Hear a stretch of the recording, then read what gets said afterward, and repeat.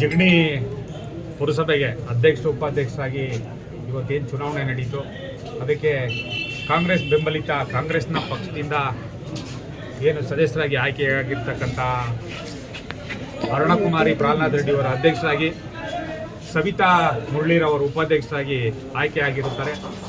ಸುಮಾರು ಚುನಾವಣೆ ನಡೆದು 2.25 ವರ್ಷ ಆಗಿತ್ತು. ಅಧ್ಯಕ್ಷರ ಚುನಾವಣೆ ಘೋಷಣೆ ಆಗಿರಲಿಲ್ಲ.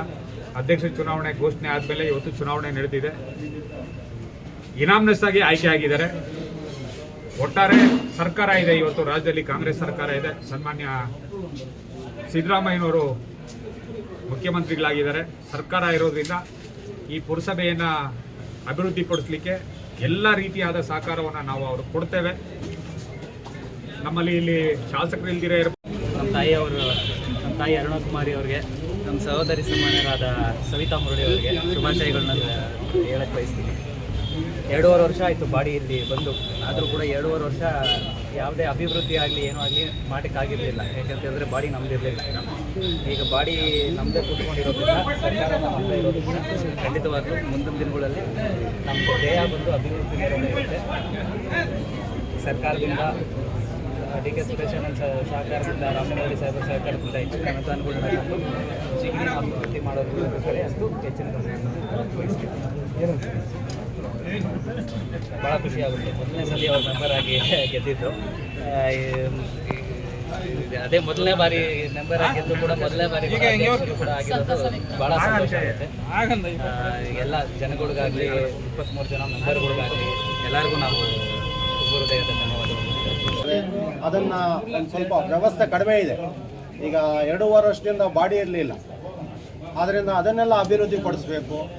ಮೂಲಭೂತ ಸೌಲಭ್ಯಗಳು ಏನೇ ಇರಲಿ, ಬಟ್ ನೀರಿನ ಸಮಸ್ಯೆ ಆಗಿರ್ಬೋದು, ರಸ್ತೆ ಇರ್ಬೋದು, ಆಮೇಲೆ ಅಭಿವೃದ್ಧಿಗಳು ಏನೇ ಕೆಲಸ ಇದ್ರೂ ಅವರಿಬ್ಬರು ನಿಂತ್ಕೊಂಡು ನಾವು ಸಪೋರ್ಟಾಗಿ ನಿಂತ್ಕೊತೀವಿ. ಎಲ್ಲರೂ ಒಮ್ಮತದಿಂದ ಕೆಲಸ ಮಾಡೋಣ. ಈ ಪುರಸಭೆನ, ಜಿಗಣಿ ಪುರಸಭೆನ ಉತ್ತಮ ಒಂದು ಮಾದರಿ ಪುರಸಭೆಯಾಗಿ ಮಾಡಬೇಕು ಅಂತ ಎಲ್ಲ ಕೂತು ಡಿಸ್ಕಸ್ ಮಾಡಿ ಒಂದು ಅದೇ ಇದ್ರಲ್ಲಿ ಒಂದು ಫ್ಯಾಮಿಲಿ ಥರ, ಒಂದು ಕುಟುಂಬದ ಥರ ನಡ್ಕೊಂಡು ತಾರಿಗೆ ನಾನು ಧನ್ಯವಾದಗಳನ್ನ ತಿಳಿಸ್ತೀನಿ. ಅವರು ಅವತ್ತು ಎಲ್ಲ ಒಟ್ಟಿಗೆ ಇದು ಮಾಡಿ ನಮ್ಮನ್ನು ಸದಸ್ಯರನ್ನಾಗಿ ಮಾಡಿದ್ರು. 15ನೇ ವಾರ್ಡು ಮತದಾರರಿಗೂ ನಾನು ಧನ್ಯವಾದಗಳನ್ನ ಅರ್ಪಿಸ್ತೀನಿ. ಸದಸ್ಯರಿಗೂ ನಾನು ನನ್ನ ಧನ್ಯವಾದಗಳನ್ನ ಅರ್ಪಿಸ್ತೀನಿ. ಮತ್ತು ಆರ್.ಕೆ. ರಮೇಶ್ ಅಣ್ಣ ಅವರು ಎಲ್ಲ ಜಿಗಣಿ ಪುರಸಭೆಯ ಸದಸ್ಯರಿಗೂ ನನ್ನ ಹೃದಯಪೂರ್ವಕ ಧನ್ಯವಾದಗಳು. ಮುಂದೆ ಯಾವ ರೀತಿ ಎಲ್ಲ ಒಟ್ಟಾಗಿ ತಗೊಂಡು ನಮ್ಮ ಎಲ್ಲ ಹಿರಿಯ ಸದಸ್ಯರಾದಂತಹ ಎಲ್ಲರೊಟ್ಟಿಗೆ ಇದ್ದು ಒಗ್ಗಟ್ಟಿನಿಂದ ಮುಂದುವರುವ ಯುಜಿಡಿಗೆ ಸ್ಯಾಂಕ್ಷನ್ ಆಗಿದೆ. ಹಾಗೆ 32 ಕೋಟಿ ಕಾವೇರಿ ವಾಟರ್ಗೆ ಏನು ಸ್ಯಾಂಕ್ಷನ್ ಆಗಿದೆ. ಕೆರೆ ಏನು ಅಭಿವೃದ್ಧಿ ಆಗಿದೆ. ಇಷ್ಟು ವರ್ಷದಿಂದ ಕಲ್ಮಶ ಆಗಿದೆ. ಅದನ್ನು ಫಸ್ಟು ಅಭಿವೃದ್ಧಿ ಮಾಡೋದಕ್ಕೆ ಫಸ್ಟು ನಾವು, ಯಾಕಂದರೆ ಕೆರೆ ಇದ್ದರೆ ಊರಿದ್ರೆ ನಾವು ಇವತ್ತು ಕೆರೆ ಇವತ್ತೆಲ್ಲ ಭಾಗದಲ್ಲಿ ಬರೀ ಬಾಯಲ್ಲಿ ಹೇಳ್ತಾರೆ, ಯಾರು ಇದು ಮಾಡಿಲ್ಲ. ಅದರಿಂದ ಮುಂದಿನ ದಿವಸಗಳಲ್ಲಿ ರಸ್ತೆ ಅಗಲೀಕರಣ ಆಗಿರ್ಬೋದು, ಎಲ್ಲ ಅನುದಾನ, ಪುರಸಭೆ ಅನುದಾನ, ಹಾಗೆ ರಾಜ್ಯ ಸರ್ಕಾರದ ಅನುದಾನ ಹಿಂದೆ ಇದ್ದಿದ್ದಂಥ ಸರ್ಕಾರ ಶೂನ್ಯ ಇದೆ.